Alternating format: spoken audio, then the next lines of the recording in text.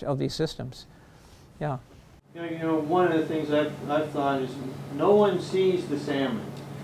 Right. They see these nice furry animals down on the dock. Right. In Old Town or something, locally. Oh yeah. So these salmon festivals and events like that, I think, are really important on that topic to bring more awareness that our rivers, and I think people aren't aware that, you know, the river is an environment. They just look at it as a nice place to go and not think about, hey, there's fish down there. Well, this is why I think places like Peter Creek are so important, because this year anybody who goes down the creek can see salmon spawning. And that's, you can go to Winters, go to the car bridge, stand on that bridge or on the pedestrian bridge and see salmon spawning.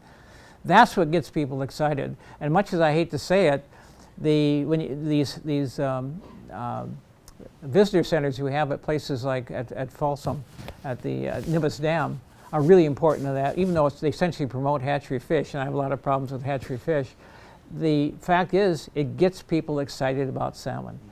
It provides you with the ammunition you might need if people ever do want to get involved in controlling some of the other factors that regulate salmon numbers, like sea lions. So again, this is all about reconciliation, trying to figure out how you make these things compatible with keeping natural populations going. George. I took a strong point from you about we're part of the ecosystem and we're one of the most dominating factors in the ecosystem. We're part of the ecosystem, and when I think about the idea of altering the ecosystem as we need to for reconciling various species use of various resources, I keep thinking about the Corps of Engineers back in the 50s or 40s, whenever they started, and changing the ecology drastically for a purpose, which seemed like a great idea, and without thinking about the other things that change as a result of it. And how do you build into the process of reconciliation the consideration so that you can't absolutely protect against 10 years from now coming back and say, oh, gee, we didn't think about that. Oops. Yeah, well, what do you do? Well, part of it is the agencies are changing. The Army Corps likes to be thought of as a green agency these days. Yes, yeah. They're happy to, they'll tear down. They're happy to, as long as you keep them busy. Yes. They're just as happy tearing down levees as they are building them, or moving them back. Yeah, that's right. So yeah, there's lots of hope there, and again, it's part of this is looking at how we manage the environment. A classic example being, since you brought up the Army Corps, is flood control. Right now we're facing a choice in Sacramento. Do you build higher levees and bigger and stronger levees around the Thomas and places like that, or do you widen the Yolo bypass? Double the size of the Yolo bypass so those really big floods won't threaten the town so much. To me, that's a no-brainer. You want to widen the bypass, again, hugely controversial because you're taking up farms and so forth, and very expensive. But it does mean you don't have to build those big levees to protect the Sacramento so much. At the same time, you're creating all this habitat that has this potential for being reconciled habitat for good for fish and birds and everything else. So it's looking at choices like that we're facing that are really important. Figure out, do you take the solution that is a little bit harder, because they're talking about flood management in the case of expanding the bypass, but it's really good for all kinds of things, or you take essentially the traditional solution, which is building levees, which are bad for everybody as far as I can tell, because among other things, there's a rule in places like the Army Corps that you have two kinds of levees, those that have failed and those that have not failed. Yeah, so that's why looking at putting on your reconciliation ecology spectacles and looking at the environment from that perspective gives you some different ideas about how even big projects should be managed. Yeah. I know you've talked about this in the past, but when I read the papers, I don't see a whole lot of reconciliation ecology effort going on in the Delta. No. Am I right or wrong? Well, the delta, Sioux City Marsh is sort of part of the delta. That's why, but I was very careful to skirt the delta itself. Yeah, I think the reality just hasn't hit there yet. You know, but the reconciliation, there's some really good stuff being published now, really good analyses of the delta as an ecosystem. And I think what the ultimately reconciliations are going to come down to there to protecting the north and west delta, because that, you know, the farms that are most valuable farmland in the delta, where all those orchards are around Walnut Grove and so forth, that's in the north and western delta, and some of the best habitat for fish and wildlife is up in the Cache Slough region, which is in the west delta connecting to the Yolo Bypass. So you think of the Yolo Bypass as a continuous environment that connects with the delta in that region. That's the area that I think from most people's perspective is a no-brainer in terms of having a long-term future where farms and wildlife and everything else is quite compatible. The problem you face is in the central and south delta, where all those islands are 15 to 20 feet below sea level. They obviously are going to flood at some time. Those are not sustainable. And that's going to create a very different kind of environment out there. And you know, when you look at this, at the literature on saving the delta, there's not a clear picture of what kind of delta you're really trying to save. Much of the delta that people are most concerned about is, again, the south and central delta. That's habitat that's completely altered. It has very few native species in it. It doesn't matter whether you're talking about native mammals, birds, or fish. There's very few native species. There's riprap channels, submerged islands that are heavily subsided. You have a wonderful fishery for largemouth bass, but maybe that's what you want. I don't know. So that's the environment that unfortunately we're going to see dramatic changes in almost no matter what. But nobody really wants to talk about those and getting ahead of the curve, deliberately submerging some islands, for example, to really figure out what's the best way to manage them. So you have the north and west delta as having a huge potential that way. The central and south delta as being where all the controversy is. And I don't know what to do with those areas myself. It'd be lovely to play God and mess around with it, but there's a lot of farmland involved. Fortunately, not many people live in those areas. I'd like to see your hypothetical maps. Yeah, I have some hypothetical maps of the delta. I just like the one on Sioux City Marsh. I've done some for the delta as well. And they're not necessarily very popular. Yeah. Yeah, I actually have two questions. The first one might be a little bit outside your realm, but do you think being able to obtain a stream keeper for a creek or a river requires a lawsuit? And if not, what roadmap would you recommend that people follow to obtain? You know, I don't have a good answer for that question. Obviously, the lawsuit was resulted in our stream keeper because it was part of the obligation of the water agency was to fund the stream keeper, and that's the main problem. And we have there's a steady source of funding for that stream keeper. You have a paid person who doesn't have to worry about raising money for his own salary. And if you could figure out some way to do that, make a stream keeper part of county government or something, that'd be the way to do it. But otherwise, you're really stuck with this idea of having to raise money for that. And the nice thing about Rick Marovich's position is that's sort of an official position. You know, he's part of the Solano County Water Agency infrastructure. He's recognized by everybody as being an essential part of the creek, but he still works largely by coordinating volunteer efforts and so forth. But I wish I had some great blueprint for getting every creek into a stream keeper. I suspect it's going to have to depend on every situation is going to be different. But the ideal situation, it would be something that was built into county government. I know, for example, one of the ideas, when I did a lot of work for the city of San Francisco in negotiating flows on the Tuolumne River. And that's back in the 1980s. I was advocating, why don't you get a stream keeper who's really can be an advocate for the river, somebody who can work around that. And the idea got going for a while. The city of San Francisco agreed to fund it, but then that money just got absorbed into the Department of Fish and Game's, or as it were at the time's budget.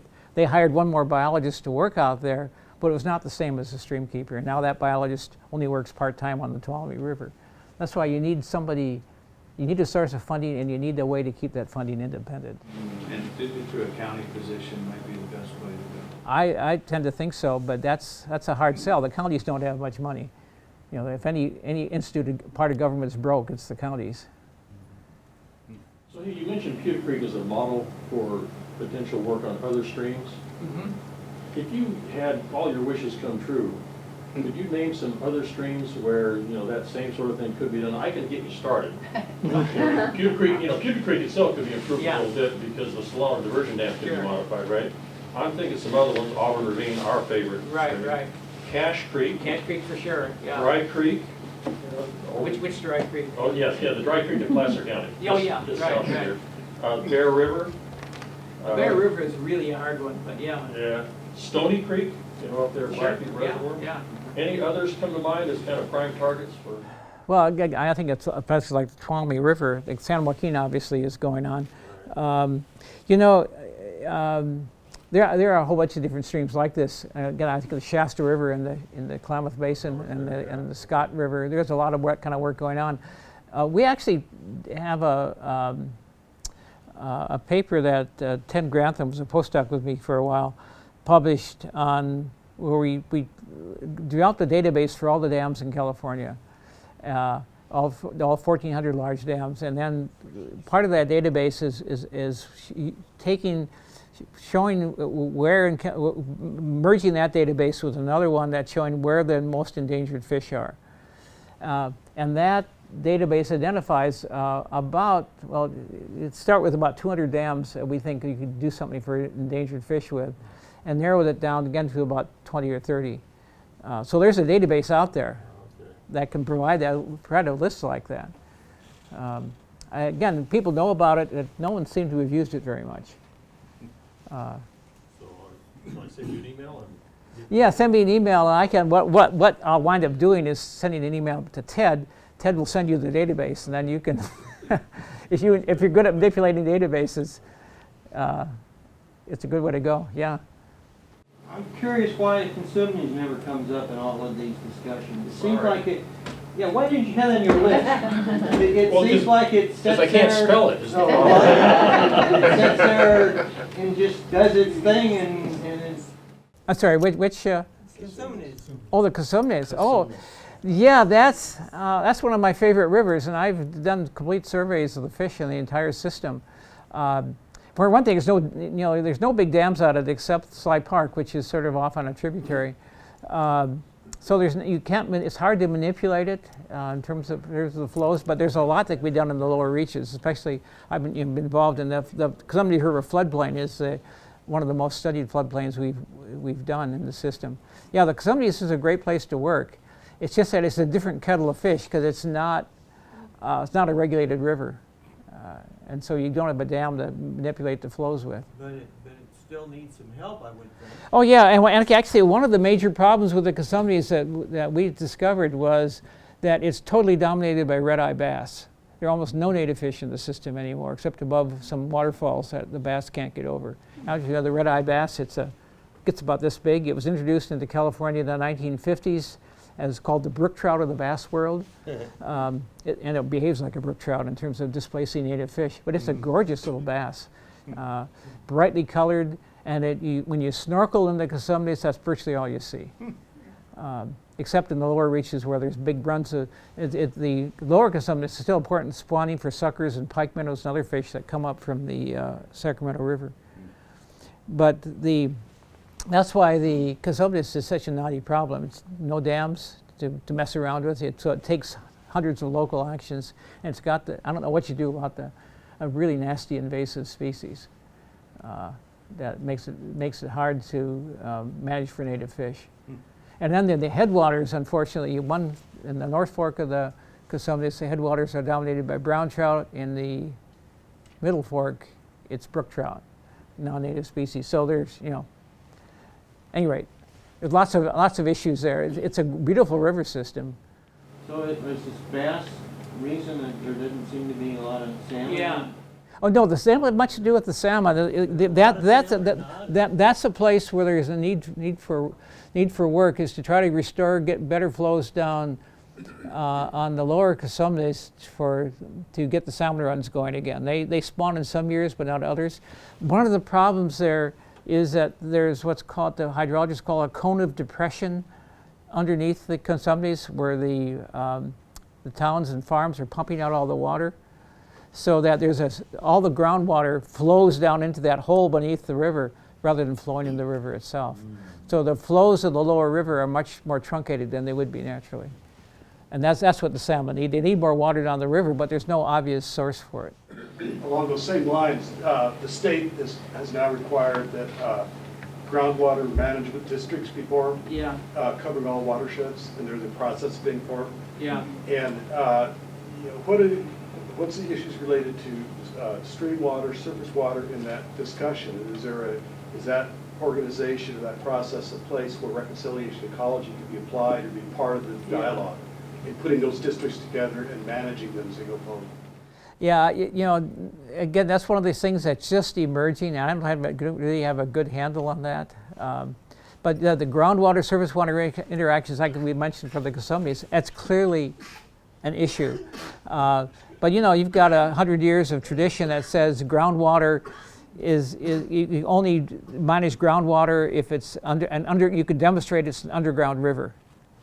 Well, that's it is, of course, but it's very hard to demonstrate. That's the state constitution says that. So we're going against a long tradition of not connecting the two.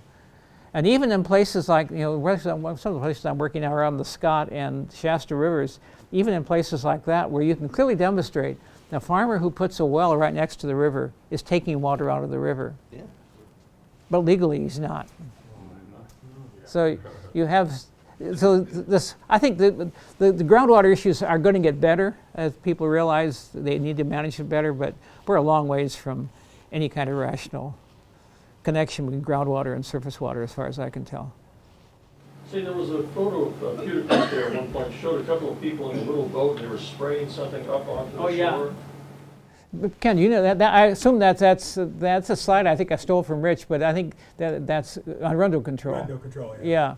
Yeah, they have a canoe set up and a couple of quads that are set for spraying around the canoe actually, because it was so difficult to get to the creek, they had to canoe it to get to the rundown, Again, which was planted by the government to control. But that's actually a good example of why reconciliation. People hate to use herbicides and things on natural environments, but here's a perfect example where it's very compatible with the long-term management of that Peter Creek as a reconciled system. You got to do that. You got something that's as dominant as Arundo is in places. You got to do something, take some fairly drastic steps, even if it means using Roundup and other things on the. We've actually had Arundo change the stream course.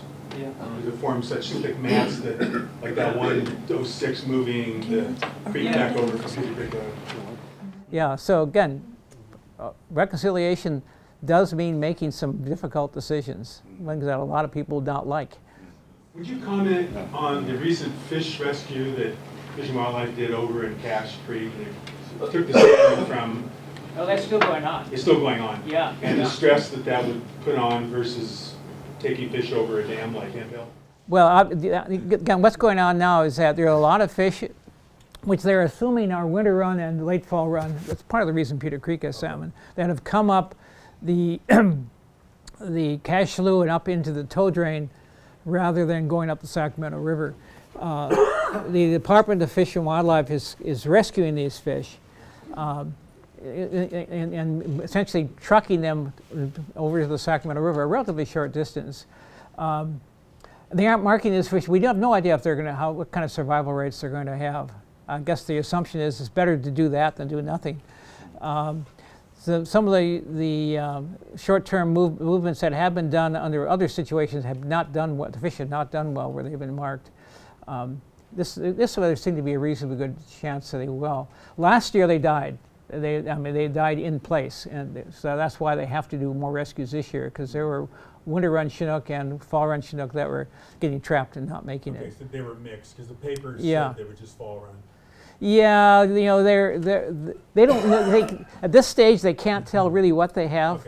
Okay. So it could be any of those 3 runs, so they're rescuing everything on the assumption that it may be 1 winter run or 1 late fall run. So that was, the main reason was it might be winter run in there. Yeah, Okay. yeah. Thank you.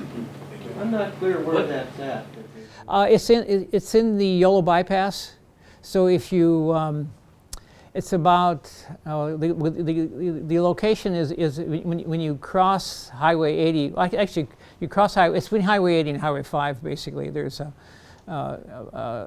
place where the fish get trapped in the tow drain. They have a big trap set up there. They trap them, and then they get up. The fish go up as high as they can, and then they trap them and move them. But it's part of the yellow bypass system.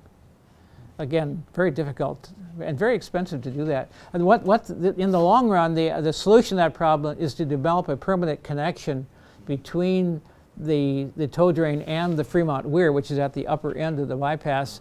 And they're talking about building some gates or an opening of some sort, or at least improving the fish ladder there to actually get these fish so they can swim through rather than being trapped. But that's like anything else in the yellow bypass. There's so many parties involved. It takes a lot of negotiation to make happen, but it probably will.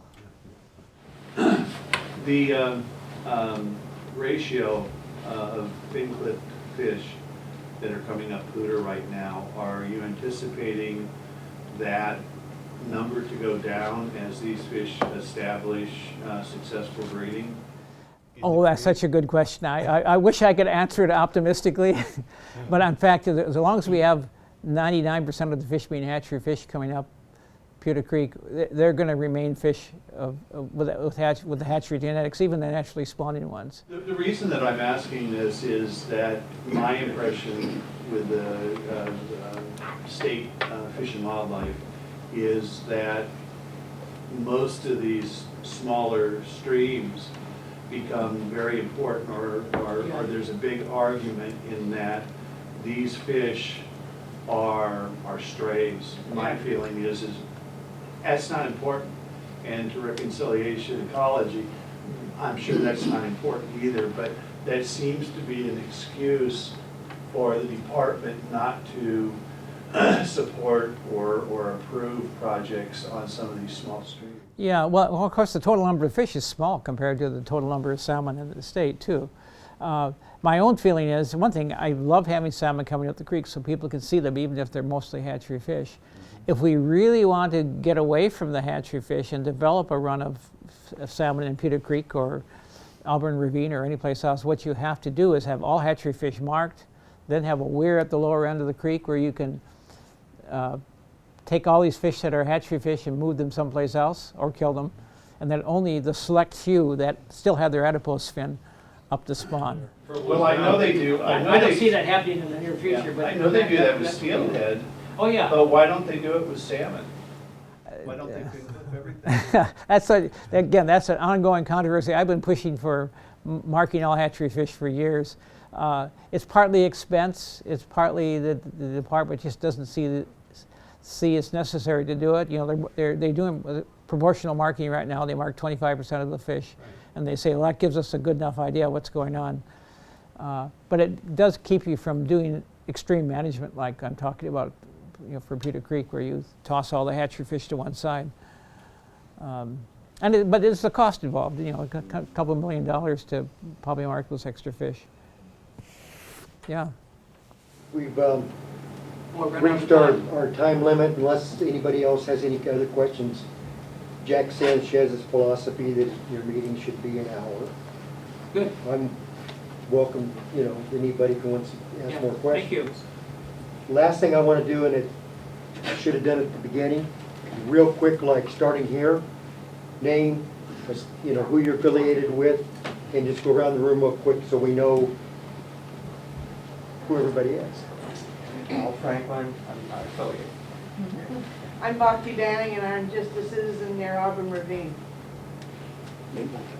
Robert Haynes, SARS's board member, and also North Ravine Stream Bank Restoration Coordinator for SARS's. Henry Riley, Sarsis. I'm Keith Pfeiffer. I'm the Conservation Director for the California Fly Fishers Unlimited in Sacramento. And I'm Betty Pfeiffer, and I'm a member of the CFFU, it's the short name. Beverly Sales, member and also member of International Dark Sky Association. Same thing, Jack Sales, IDA and International Dark Sky Association, and SARS's. Jared Plummer, Sources. Jim Hoffler, Friends of Auburn Ravine. Two hats right now, Friends of Auburn Ravine. I'm Gary Flanagan, and I'm also on the Placer County Fish and Game Commission. Oh, very good. Let's go back row. Ken Davis, a biologist under contract with Solano County Water Agency, and Rich Maravich. Actually, Ken's the next speaker. Sure you come. It'll be good, right? Yes. It'll be fun. Because I'm very proud of our Peter Creek salmon. Lori Banks, Lori Banks, president of CFFU. David Sterling, concerned citizen. I'm Colin Hanley with Flow West Consulting Engineers. I'm George Wagner, just a native area person. Gary Sprigg, fish biologist with NOAA Fisheries. Hi, Alan Everhart, Foothill Water Network. Sarah Perrin, Bureau of Reclamation. Jim Mayfield, SARS's board. I'm Steve Hubbard, photojournalist, and today also with Friends of Auburn Ravine. Bob Johnson, Sergeant Board Member and Citizen Scientist Coordinator. Randy Hansen, SARS's board member and also with Fish Friendly Farming. I'm Patrick Weddle, El Dorado County Fish and Game Association and El Dorado Chapter of Trout Unlimited. Mary Rose Preston, interested citizen. I'm George Preston. Both Mary and I are members of Auburn State Recreation Area Canyon Keepers. I want to thank everybody, and if there's questions, I guess Peter's probably willing to hang out and answer some.